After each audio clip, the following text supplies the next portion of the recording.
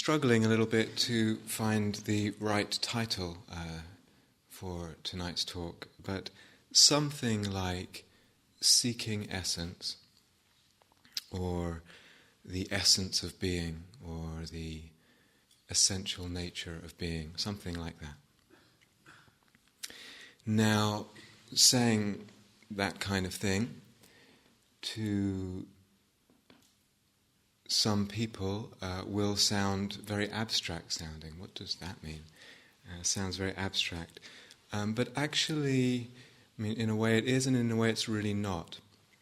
And I'm certainly not interested in just talking at an abstract level about abstractions that have nothing to do with our lives. Certainly not about intellectual arguments about abstractions. Broadly speaking, oversimplifying, people could be divided into two camps, grossly oversimplifying, that we have a common sense, intuitive sense of the essence of ourselves and things. So I say Rob, or you say myself, and it's intuitive, common sense notion. There's some essence of me here. There's some enduring, independent essence. And that's not even something that we really intellectualize at all. It's a very common sense notion. It's not something abstract and intellectual for us. And similarly, when we look at our friend or someone else we don't like even, there's a sense of an essence there. And that's very intuitive and common sense. So there's an obvious sense of essence that almost is with the perception. It's woven into the perception. And there's a kind of another group of human beings, which in this overlaps, of course, where there's more of a kind of intuition or sense of a hidden essence, as if this that we perceive isn't quite the true reality of things, and there's something we need to kind of get to, something we need to see into, discover, open to. A hidden essence, a more hidden essence to self, to other, to the universe. And for that group, for people with that sense, that, again, not intellectual. Sometimes it is, but usually not. And oftentimes it's actually accompanied by a very deep religious kind of feeling. There's a real yearning to discover, a real yearning to know. A person feels very deeply in their being, they're seeking after the truth, and feels that current of seeking deeply in their life. Again, not intellectual. So I actually want to begin with a little historical and cultural context. So rewind the clocks about 2,500, 2,600 years, about a 300-year span of time, around the time of the Buddha, and a few thousand miles sort of that way, and we arrive in India about the time of the Buddha, northern India, which was a very thriving and actually quite diverse culture. In that culture, there were a lot of people who were not interested in anything spiritually. They just got on with their business, they got on with their life, they got on with whatever. A lot of people like that. Then perhaps the dominant religious paradigm was the Vedic sort of religion, and that was quite dominant. And there had been growing up there, from starting a few hundred years before the Buddha, the Upanishadic movement. So it's a sort of group of basically meditators and hermits who sort of took themselves off into the forest and tried to discover the true nature of things.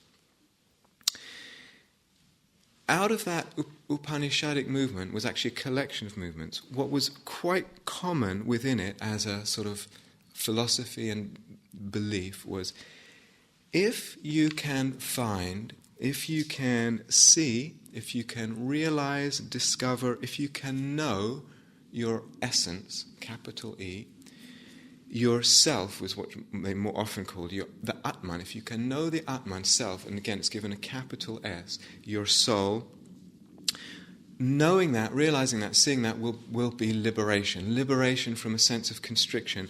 More often in that culture, liberation from a sense of death, or liberation from death and the cycle of death and rebirth. Actually, even the notion of death and rebirth wasn't a given in that culture. But for them, there was some sense of just death being a real pressing question, overwhelming question. So when the Buddha left his palace to seek the end of suffering, his question was, I want to get beyond death. I want to see through death. And the idea was, if you could know this self, if you could discover this self, capital S, Atman, you would be liberated from death, from the cycle of samsara. And there were different, actually, Upanishadic kind of philosophies and teachers and teachings. And so they had different ideas about the nature of that self that one was to discover or uncover.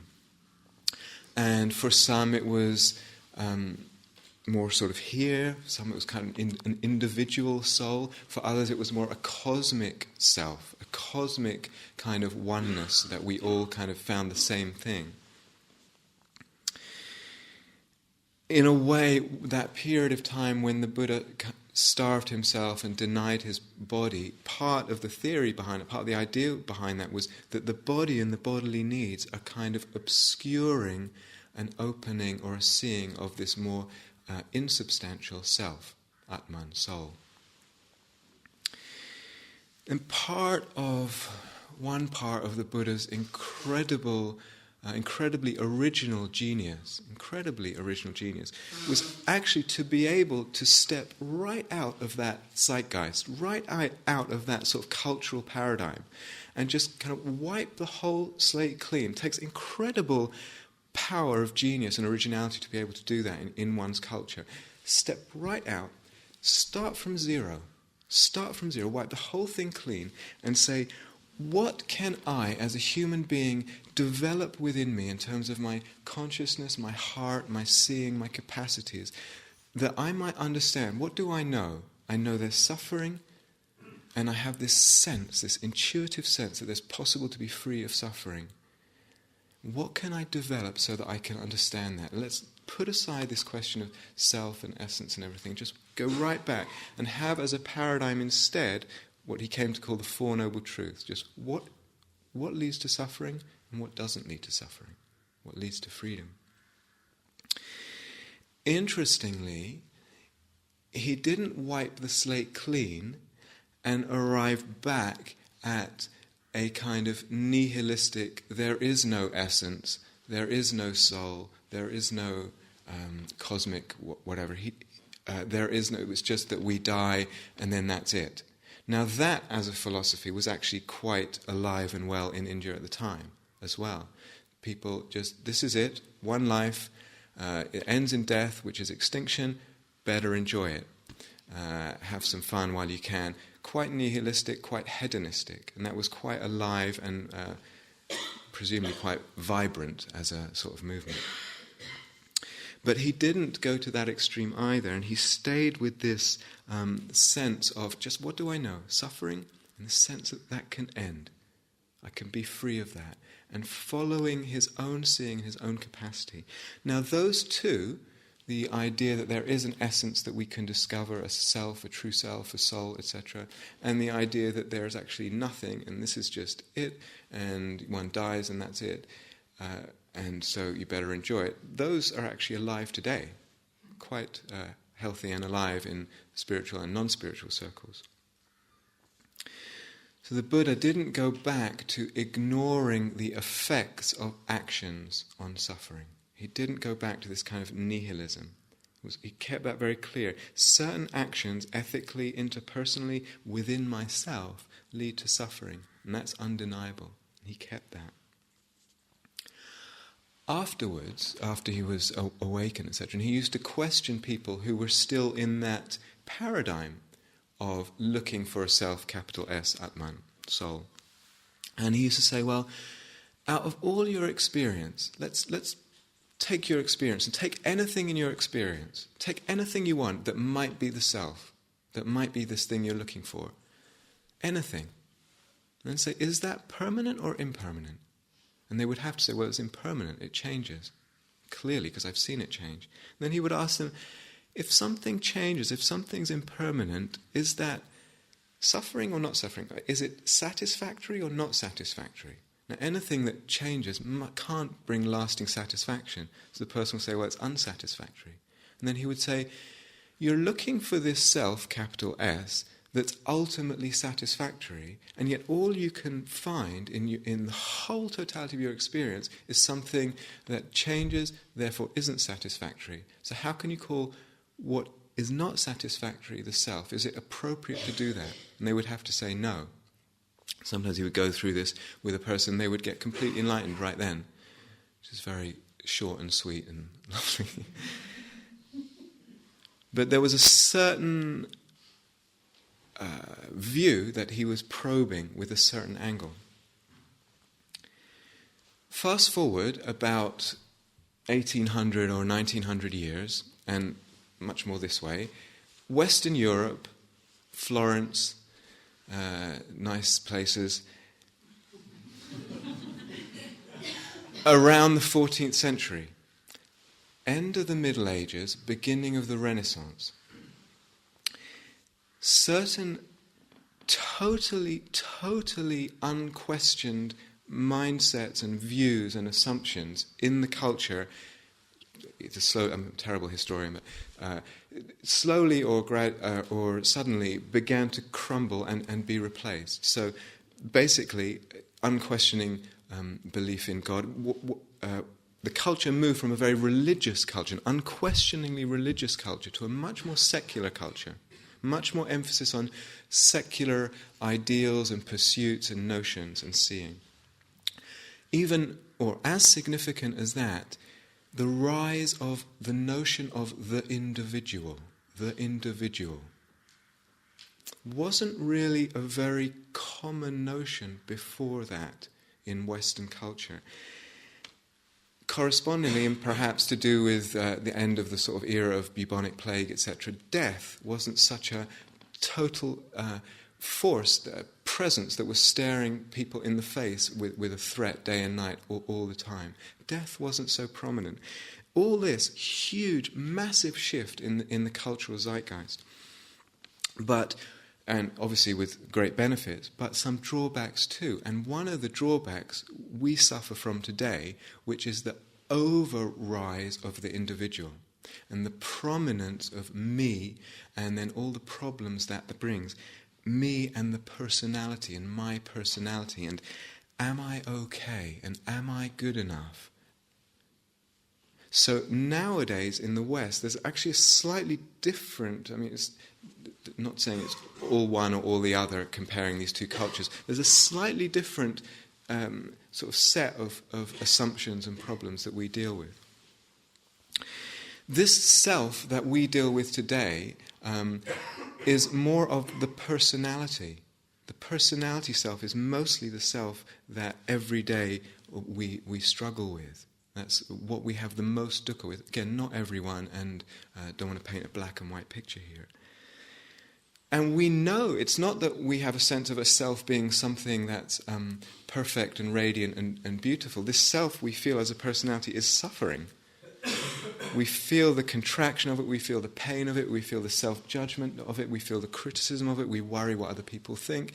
All that, neurosis isn't the right word, but that kind of thing. But we still are caught in identifying with it. And that shift that actually began in the Renaissance period, the end of the Middle Ages, is actually the air we breathe nowadays. In fact, it's more of an individual culture and more of a secular culture nowadays. So it's even more, it's the water we swim in and the air we breathe. And we bring this to practice, and we bring this to our seeking and to our trying to be free of suffering. And so within that, we can hear teachings, and there are a lot of teachings around different modern traditions. This personality is not your real self, but there is a higher self. There is a true self, again, given capital letters usually. And you can know that, and in knowing that, your life will be much better and freer, and etc. And again, this is actually quite common. This is quite common in the culture, either explicitly or implicitly. There's actually a tradition that's becoming very popular, and even popular with a lot of experienced insight meditators right now, in these days.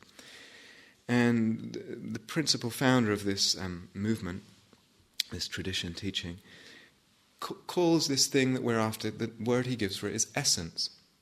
And just a quote here: "It can be mistaken for just another substance of the physical organism, such as the blood or the cerebrospinal fluid, for instance.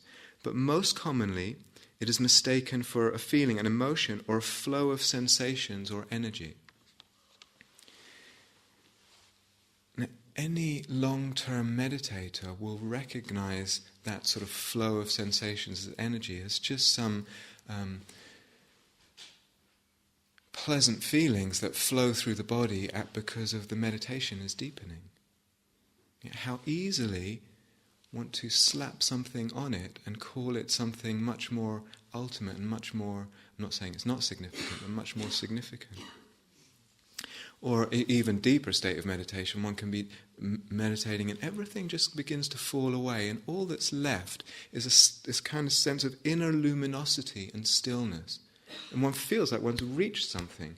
It's like, it's very simple. It's just this block of luminous stillness. This is my true self, my enduring self. It can be quite tempting to interpret things that way. In this meditation culture, insight meditation culture, we really push not to do that. So we give a lot of instruction and teaching and encouragement not to do that. But it could be very tempting for someone in a different setting. Or again, you do a lot of metta and you feel like, my true essence is love. May be very beautiful, but is it true? There was a film, I don't know how many people saw it, The Golden Compass. Did anyone see that? Yeah. I actually quite enjoyed it, but remember when people got zapped and they died and all this kind of sparkling dust stuff would be there? Nice effect. There's something very intuitive in human beings that wants to some human beings that wants to go towards that. It's like, this is, so now that you die, and that's what gets released, and it kind of dissolves into the ether of things, into the oneness of the other dust, etc. So we don't, in this particular insight meditation tradition, talk too much about meditation experiences or give too much emphasis to meditation experiences. But even within the Buddhist tradition, if one did a lot of concentration practice or a lot of loving kindness practice, certain experiences might emerge which it could be very tempting to take as my true nature or the true nature of reality. The problem, or one of the problems with all of them, is that they're all perceptions. They're all perceptions. They're all experiences that we perceive. And this has problems because a perception is always impermanent. That's not quite enough, because you might say, well, I've glimpsed my true self, or I've glimpsed, now I just have to get back to it, or at least I've seen it. But there's still another problem, and it has to do with, well, if that's what I'm perceiving, what about the perceiver? Where does that fit in? Someone gave me a book after a talk on self and not self, and it was a book that I confess to not reading, because I probably wouldn't have understood it. It was by David Hume, the English philosopher from 1740. Quote from there: "For my part, when I enter more intimately into what I call myself, I always stumble on some particular perception or other, of heat or cold, light or shade, love or hatred, pain or pleasure. I never catch myself at any time without a perception, and never can observe anything but the perception."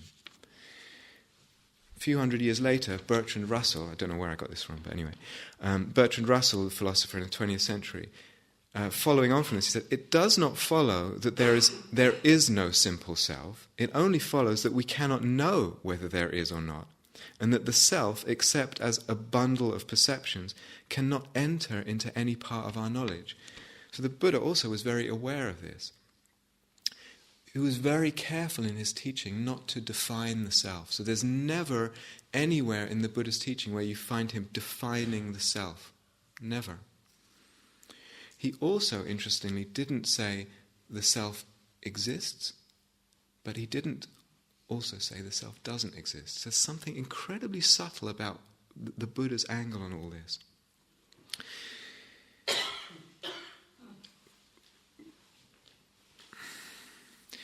Sometimes people imagine that, or hear some teaching, and imagine that what's being suggested is to get rid of the self, to dissolve it, to nuke it, to destroy it, to whatever. And then, quite understandably, the question comes up, well, don't I need to have some self before I can get rid of it? Or this person there who seems to be really struggling, don't I need to have some self before I can get rid of it? Now, very few instances a person actually doesn't have a sort of unified sense of self. What's there instead is, or rather, that is there. In some cases, like schizophrenia or psychosis, etc., there isn't a unified sense of self. In most cases where a person says, I don't have a sense of self, what's actually there is quite an exaggerated sense of self, but it's very, very defined negatively, very, very tightly wrapped up, very, very built up. There's a lot of self-building going on, and it's all negative, a lot of negative self-view. So, a lot of the problem we have around self is around the personality self. And, I'm a failure, or I'm an angry person, or I'm always like this, or whatever. One of the things that mindfulness and retreat can do is actually that the sustained mindfulness shows gaps in that. I cannot be angry all the time. I can't be a failure all the time. It's going to have gaps in it, and it starts puncturing this way we define ourselves around what we view about the personality. So seeing the gaps in things is really, really crucial.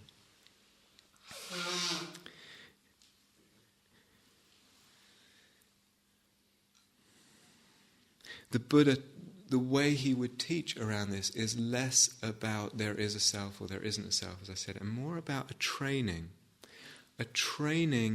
to learn to see things as not me or not mine, not self. So it's actually a slight shift. It's a mode of seeing that one practices. We have touched on it a little bit on this retreat, but not really a lot. But it's something that one can develop in practice. It's a way of regarding experience and phenomena, which is different than a view about the self.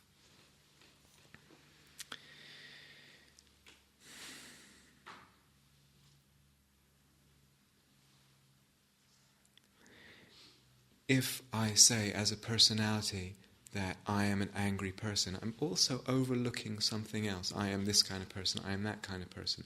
I'm overlooking the fact that this angry speech, this angry behavior, this angry state of mind arises out of a lot of conditions coming together. A lot of things have to be there, inner and outer, for the anger to arise. It's not who I am, it's something that arises from conditions. This is something that we need to, practice seeing over and over and over again, because the tendency will be to see in terms of self and defining the self. It's really, really important. If that angry speech came out, what were the conditions in the environment and inwardly, past and present, that brought that to fruition, that caused that to come together and then bloop, like that.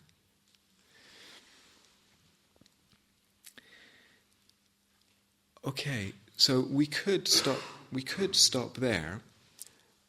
Unfortunately, there's a quite deep human tendency to keep wanting to go back to a sense of essence. So it's possible to say, okay, and the Buddha talked about 5 aggregates that you could take as yourself. He talked about the body, the Vedana, which we talked about, perceptions, mental formations, and consciousness. You say, okay, well, there isn't a self, but what there really is this flow of a kind of continua of experience. And that's what the self is. It's a continuum. But you don't find the Buddha saying that either. And that also actually has some problems when we really go into inquiring into it. So a little bit on this retreat, we've touched on the notions, I think all of us, at least a little bit. For instance, when we were talking about aversion, what happens, and people have been reporting this in interviews, what happens to this experience, this emotion, this pain, this whatever it is, when I am able to genuinely relax the aversion? What happens to it? What happens, as John was saying, very lovely examples in his talk, when there's more metta? What happens to the perceptions, to the nature of our experience? What happens when the self-sense dies down? Something correspondingly happens in the way we actually perceive things.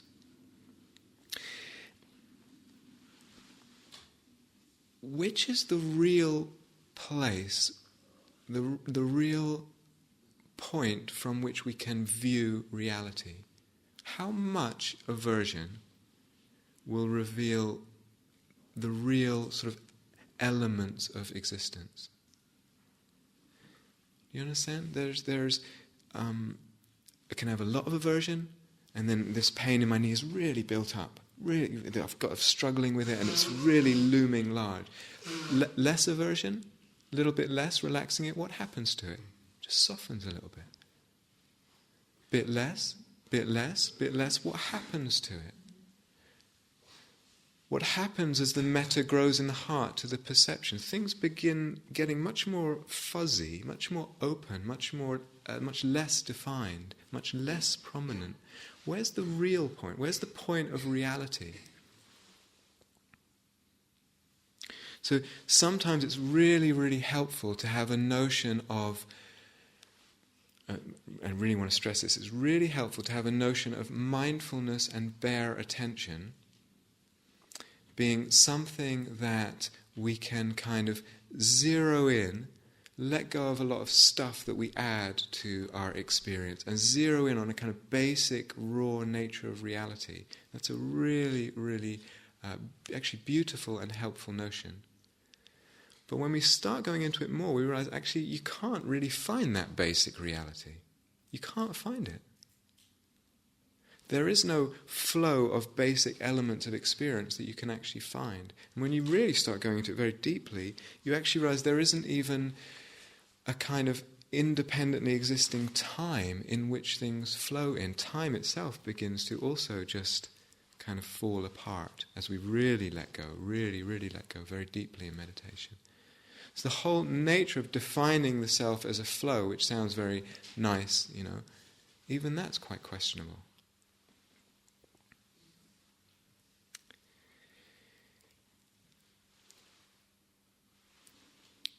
So it would be tempting to feel like maybe the self doesn't have an essence, but we live in a world of experiences and things and situations which have essence. But what I've just been saying is that the way we see that will vary dependent on the mental factors, and we can't find a place that reveals the real way things are.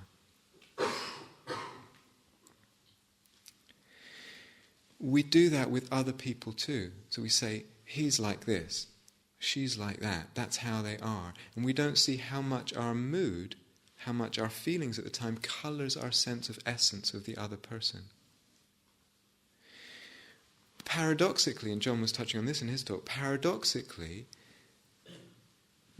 the less essence I have, the more presence of love and compassion there is. But even more so, the less essence others have, the deeper the love and compassion I can have for them. I partly say that just in case this is beginning to sound abstract and intellectual, and it sounds like that this is leading somewhere dry. Partly to say it really isn't. So, as human beings, we have a very, very, very deep-rooted tendency to want to see essence, to want there to be an essence. We have a extremely deep-rooted tendency to perceive essence and to conceive of essence. Essence of self, essence of other selves, essence of things. And what we find is it creeps back into the Dharma. Over 2,500 years, it has crept back into the Dharma in different forms, of three principal ones. One is the notion of Buddha nature, one is the notion of awareness as essence, and one is the notion of being as essence. And I want to explore these a little bit. So I'm actually going to cover quite a lot of ground and see what I can do. So it's hard for us as human beings to live on a kind of razor's edge of truth. It's actually quite difficult. There's a saying in the Tibetan tradition, to believe that things have a real independent existence, this phrase goes, to believe that things have a real independent existence is to be as stupid as cattle. not very flattering. But to believe that nothing exists at all is even more stupid. So clearly, we can't say that nothing exists at all. That would be just ridiculous. It's totally flying in the face of our, it's just silly to say that. There's a razor's edge to walk here. But the thing about it is, that razor's edge, it might feel uncomfortable at first, but as we go deeper into it, it's actually very spacious, and the real comfort, the real freedom is there. So Buddha nature as a concept, I can only just touch on this briefly. It's come in, and it's a concept that's used quite differently by different teachers at different times, etc.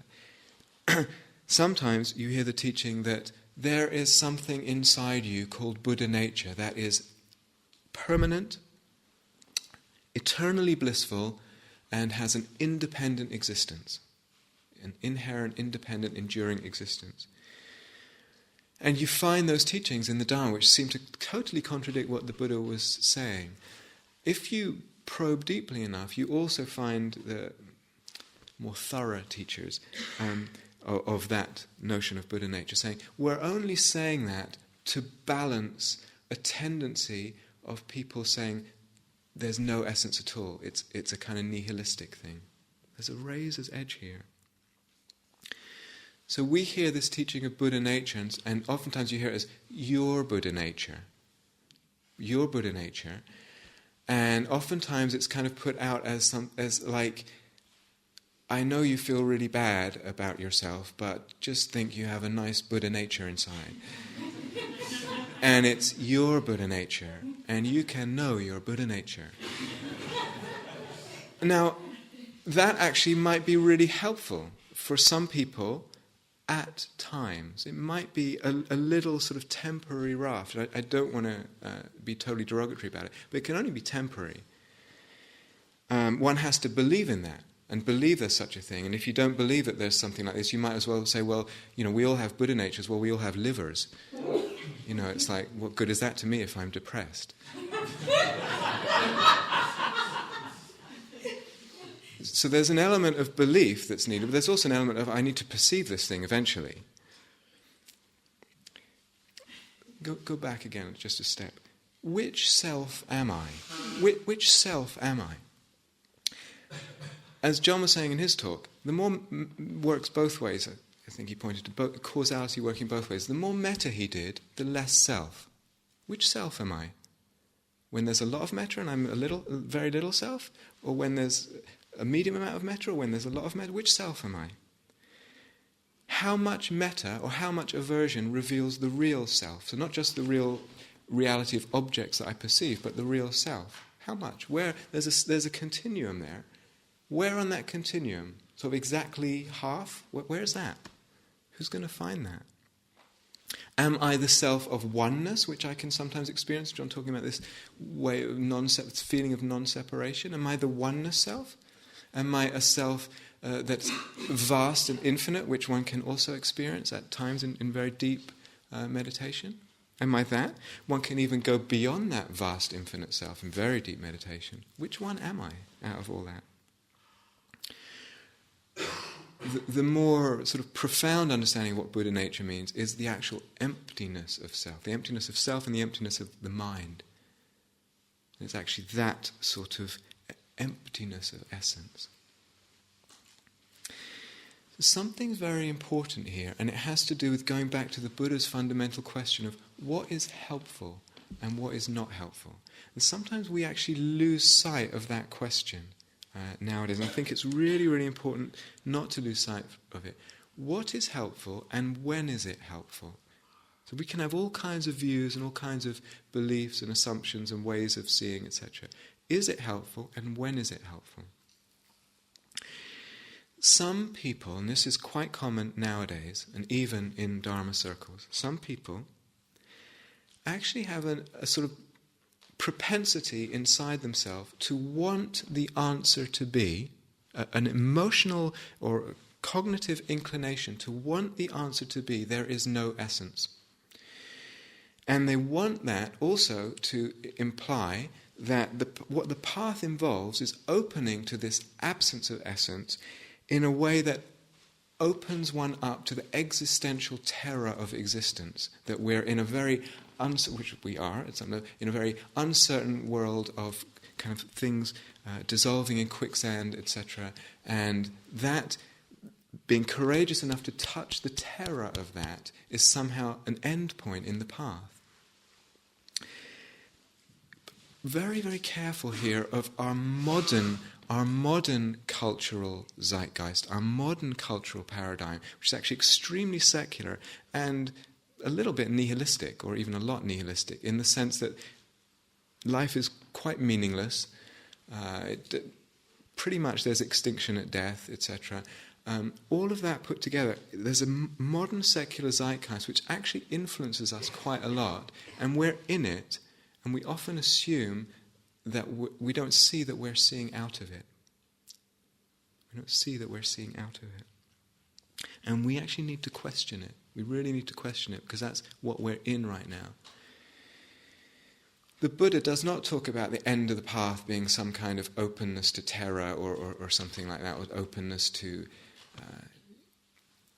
It talks about the end of the path being freedom, being release, a release in freedom, a profound freedom. If you really listen to what he's saying, he's talking about an extremely profound sense of freedom. The mind, the heart, the consciousness being really released profoundly from even a sense of all this reality of perception and world and space and time and existence and non-existence, all these notions that we have about things. So there's something here, I think the point that I really want to make is something about truthfulness and honesty.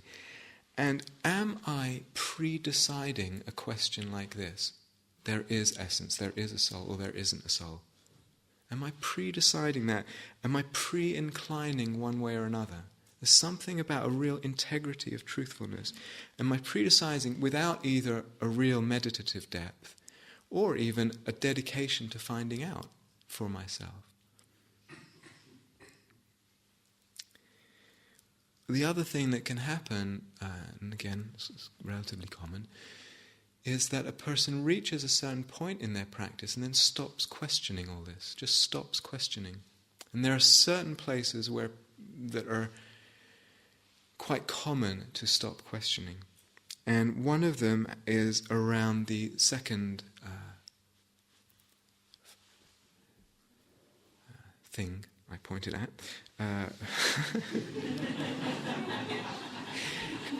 It sounds better if I say in Pali, the second Dhamma I pointed at, which actually just translates as thing.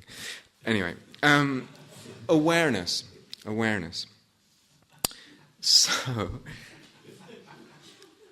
we can meditate, and meditation is a lot about awareness. We go on about it, probably you're sick of us going on about, awareness and pay attention, etc. And can sometimes feel like, after a while, awareness is sort of something that's always there. Two notions of awareness can kind of get solidified around, as if they are the kind of essence of things. I have to move through this quite quickly, but one is that we begin to feel that awareness is like a kind of mirror. And again, this could be very conscious, a deliberate thought, or kind of just an intuitive assumption we haven't really thought through.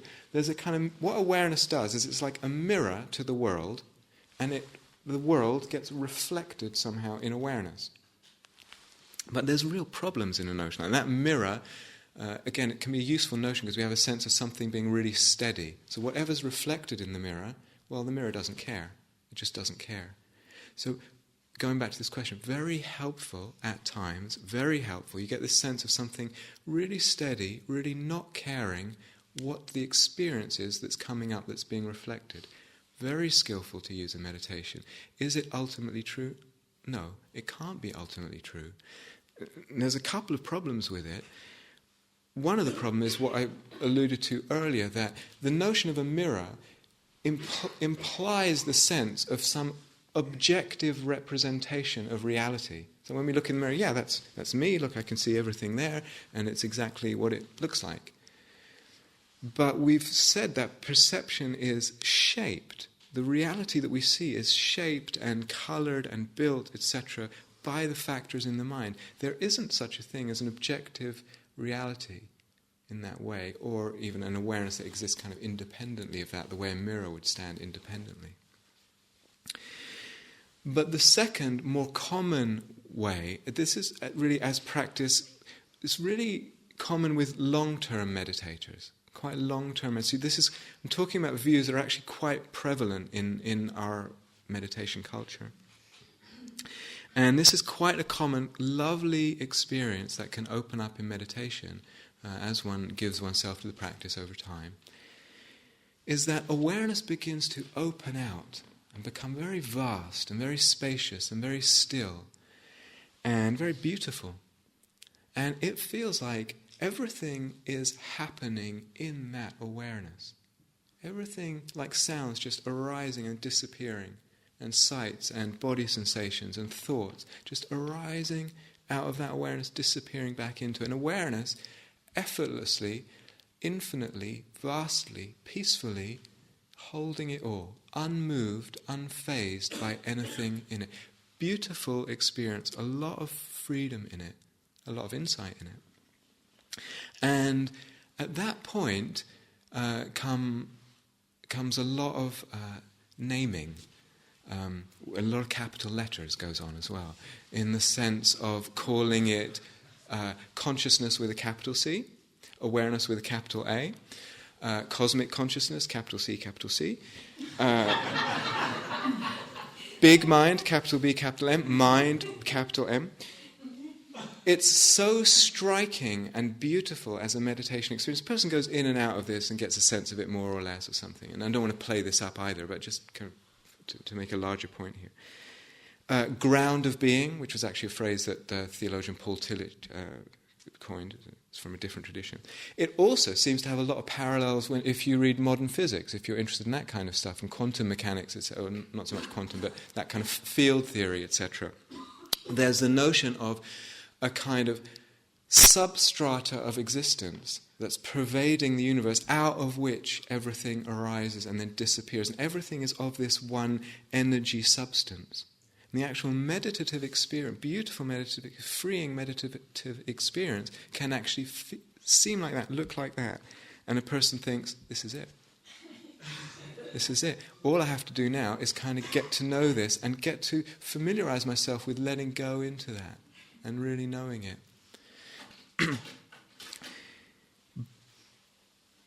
But problems with it. One is that it reifies, it solidifies and makes real space. There's a notion of awareness as a space, and also time. And I mentioned earlier just briefly, a lot of this stuff you could take a whole talk and talk. So I'm moving through quite a lot very quickly, but time begins to fall apart when we go really deep in meditation, really start letting go in meditation, letting go of the craving, letting go of the aversion. The actual nature of time itself as something there that things last in begins to fall apart. Space too. And yet that vast awareness kind of keeps those, it reifies those. It's possible in meditation to go beyond that. And if you've gone beyond it, how can you go back and say, well, that was my final destination if I've already gone beyond it? The third Karmapa, who was, I think, absolute genius of a teacher in Tibet, one of the early Mahamudra teachers in Tibet, he says something funny. He says, we talk about the ultimate reality being awareness, and we express what's beyond awareness with the word awareness, but we don't really mean awareness. We use the word awareness, but we don't mean awareness when we say awareness. I question why I use the word, but anyway. But that's actually really important. There's a lot of words that are around in a lot of spiritual traditions, a lot of the mystical traditions in the world, that use language in a way that's actually quite misleading. And some people are aware of it and some people are less aware of it. But that sense of a vast awareness out of which everything is arising can also be interpreted as a source, this ground of being out of which everything arises, as S-O-U-R-C-E, not S-A-U-C. Anyway. But again, at an experience one can experience in deep meditation, one can go beyond it. And then the question, well, is that the ultimate reality? Very skillful, very, very helpful, extremely helpful, and can seem in that space that it is the source. Things are just popping out of that, like sounds pop out of the silence. If you've been using the listening meditation we've been talking about, they just pop out of the silence and they disappear back into it. It's as if the silence is the source of the sound. And actually, when one looks, things arise because of conditions. They can seem to arise out of nothing. They actually arise because of conditions, and not from some kind of ground source. So, there's the notion of flow, there's the notion of Buddha nature, there's the notion of awareness. The last one is the notion of being, again, capital B. And this is a very vaguely used term. So the question with this is, what does it actually mean? And what does it mean when people say, as quite regularly do, I just want to be. I just want to be, or I'm just being. What does that actually mean? And what is this thing called being that we can somehow connect with or realize? And the implication there that there's a kind of essence in being. And you find, again, I know very little about Western philosophy, but you find it in Western philosophy as well. It's a being as a notion in opposition to what? To doing? Being opposed to doing? Going back to what I said about the nature of perception, very briefly, I'm aware I skimmed through it quite quickly, but how do you know you be? How do you know you be? You know, so Descartes, I think, therefore I am, but actually it's I experience, therefore I am. You know you be, you know you are, because you experience something. If you don't have an experience, you have no way of knowing that you be, are. In it. So a sense of being needs a perception. You can't have a sense of being without a perception. Perception is something built, fabricated. Actually takes some work, some doing to create a perception. We don't passively perceive, we build our experience by selectively attending and a little bit of craving, a little bit of aversion, a little bit, put it all together, mix it up, and we've got this perception that we've built. Perception is a doing. To be is to see, and to see is to do. Now, one could be listening, and one could be listening to this and say, why quibble about all this? Why are you being so fussy, so pedantic, so intellectual? And why are you harping on about this? Why are we harping on as teachers about this? We're not talking, or I am not talking tonight about intellectual theories. That's actually a really major point. Not talking about intellectual theories. As meditators, dedicated meditators will go through certain experiences that will be interpreted in certain ways. And if there isn't a wholehearted questioning of that interpretation. If there isn't that integrity fully, then there's going to be a problem there. Now, more commonly, we interpret the problematic personality as self. As I was saying at the beginning of the talk, the problematic personality gets interpreted. Again, it's an interpretation. We interpret that as me and the essence of me, intuitively. One of the gifts, so I wouldn't want to knock deep meditation experiences and say they're irrelevant. I'm not saying that at all tonight. I'm really not saying that. One of the gifts of them is they really puncture our belief in the problematic, constricted personality self being me. And if they happen enough, they really start uprooting that as a tendency of belief and view. And if one throws away deep experiences too quickly, usually what happens is one just slides back to the default view of this problematic personality is me. Even without realizing it, one just goes back to that default view.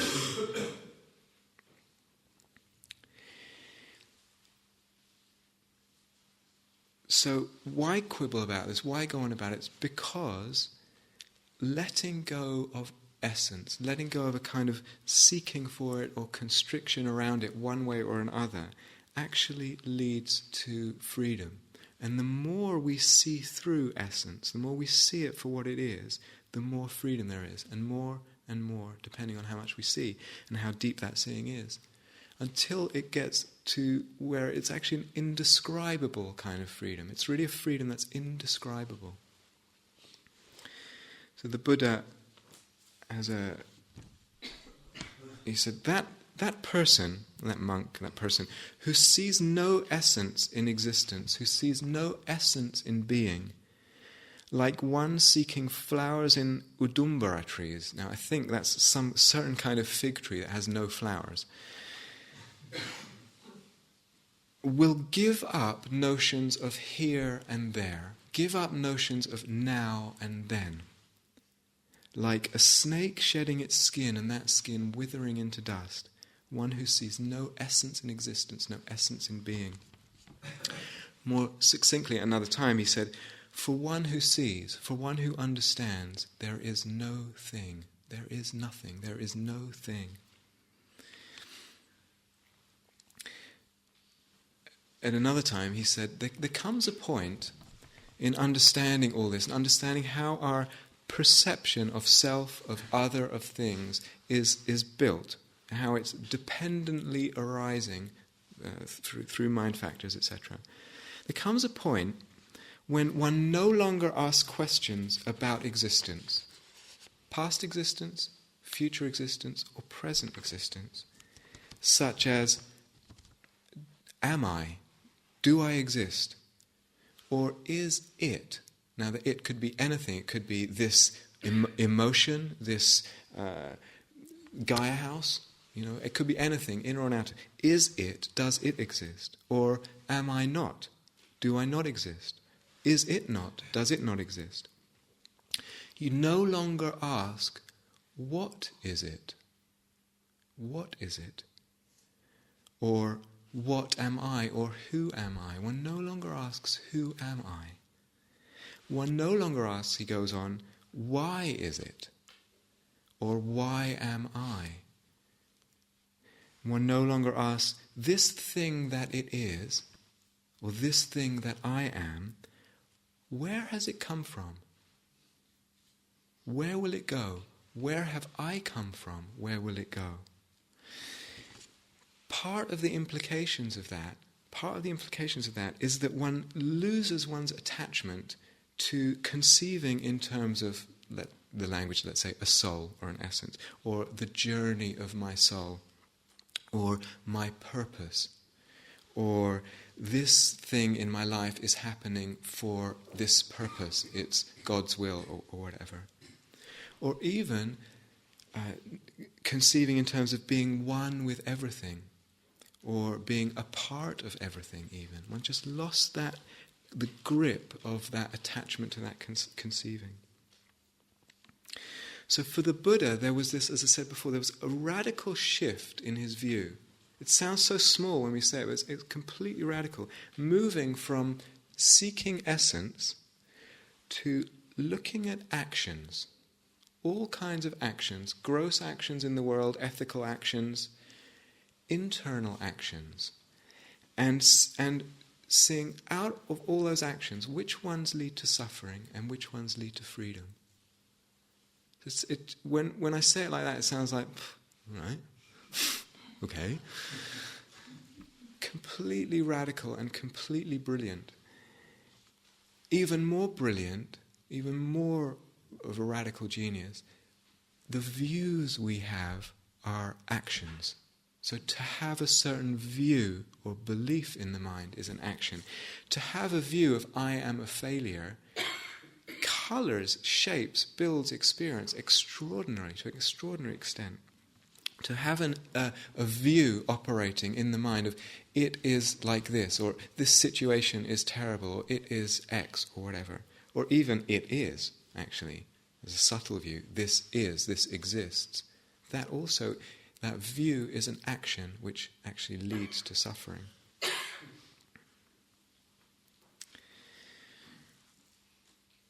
So the Buddha's path is about looking at what actions build suffering, and also how it is that our experience itself gets built by the subtle inner actions that we do. And learning to let go of that process, learning to let go and understand that process. And in so doing, we build less suffering. We build less of an edifice of suffering, and meditatively, we build less experience at times. And someone questioned at one point Sariputra, who was one of the Buddha's two chief disciples, and he was said to be foremost in wisdom. And he said to Sariputra, so if you follow this process to the end, and you just stop building, and everything just starts crumbling of this edifice of suffering, and meditatively the edifice of experience, and that just starts crumbling, is there anything left after that? Could you say there's anything left? And he said, don't say that, my friend. And then he said, so the questioner said, okay, well, can you say there's nothing left? And he said, don't say that, my friend. And he said, well, can you say there's both something left and not something left? He said, don't say that, my friend. And he said, well, can you say there's not something left and both not something, whatever the fourth bit of the tetralemma would be. And he said, don't say that, my friend. There's something totally beyond, that's totally beyond. And the Buddha put it very beautifully, where all phenomena cease, all manner of speaking ceases. All ways of using language and talking and conceiving cease. Where all phenomena cease, all manner of speaking ceases. Now, all that could sound quite destructive and maybe nihilistic. But the curious thing is, and actually the beautiful thing is, I feel very strongly, that as we let go, the more we let go in this practice, and the less we build, in a way, the more of this mysterious, not for everyone, but the more of this mysterious kind of, it's like there's a bow. There's something in the being is bowing. And it's not, as you're building less, it gets less and less clear exactly what one is bowing to. There's a devotional sense, beautiful. Something is just touched at such a deep level, but it's not, you can't put your finger on what it is. Something more and more subtle, more and more refined, less and less built up, less and less fabricated. So there's a real sense of beauty in it, of unfolding, unbinding, and a devotional sense in that, a beautiful sense.